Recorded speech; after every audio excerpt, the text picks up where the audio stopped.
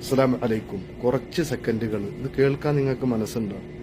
എൻ്റെ ഏത് വീഡിയോ നിങ്ങൾ തട്ടിമാറ്റി പോയാലും ഇത് നിങ്ങൾ സേവ് ചെയ്ത് വെക്കണം. എന്തിനാണെന്നറിയോ? നിങ്ങളിൽ ആരെങ്കിലും ഒരാൾ ചെയ്യുന്നെങ്കിൽ അതിൻ്റെ ഒരു അംശം പ്രതിഫലം എനിക്കും കിട്ടാൻ വേണ്ടി. അപ്പോൾ നിങ്ങളിത് ഷെയർ ചെയ്യുമ്പോൾ അതിൻ്റെ പ്രതിഫലം നിങ്ങൾക്കും കിട്ടും. ആരെങ്കിലും ചെയ്യുന്നെങ്കിൽ പറഞ്ഞു വന്നത് എന്താണെന്നറിയോ? മരിക്കുന്ന ഉറപ്പാണ് ഏത് സമയത്തും.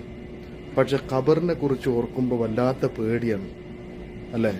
പടച്ചോനെ, ഖബറിൽ ആരാരുമില്ലാത്ത ഖബറിൽ എന്നെ വെച്ച് എൻ്റെ കുടുംബക്കാർ മറവ് ചെയ്ത്, എൻ്റെ വേണ്ടപ്പെട്ടവർ മറവ് ചെയ്ത് 3 പിടി മണ്ണും വാരിയിട്ട് തിരിഞ്ഞു പോന്നാൽ ആ ഇടുക്ക് ഖബറിൽ ഞാൻ ഒറ്റക്കാണല്ലോ റബ്ബേ.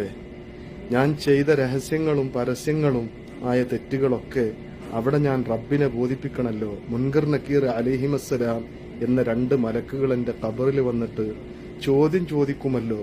ഞാൻ എൻ്റെ ജീവിതത്തിൽ ചെയ്തു പോയ എല്ലാ നന്മയും തിന്മയും എൻ്റെ കഫംപുടയിൽ റൗമാൻ എന്ന മലക്ക് എഴുതിപ്പിക്കുമല്ലോ എന്നൊരു ബേജാറില്ല ഞങ്ങൾക്ക്? എനിക്കില്ലേ? ഉണ്ട്.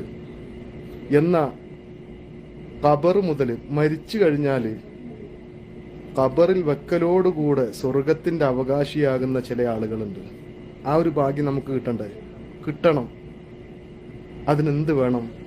ഖബറിലേക്ക് മുൻകർ നക്കീർ അലൈഹിസ്സലാം വന്നിട്ട് സലാം പറഞ്ഞങ്ങ് പോവും. അങ്ങനത്തെ ഒരു വിഭാഗം. റഹ്മാൻ എന്ന മലക്ക് വന്ന് സലാം പറഞ്ഞങ്ങ് പോവും. ഖബർ സ്വർഗമാണ്.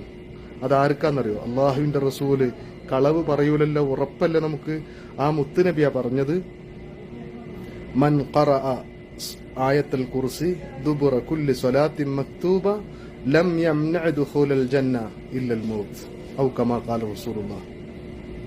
ആരെങ്കിലും ഒരാള് ഫർള് നിസ്കാരങ്ങൾക്ക് ശേഷം ആയത്തുൽ കുർസി പതിവാക്കിയാൽ അവന് സ്വർഗത്തിൽ കടക്കാൻ ഒരു തടസ്സമില്ല, അവന്റെ മരണമല്ലാതെ.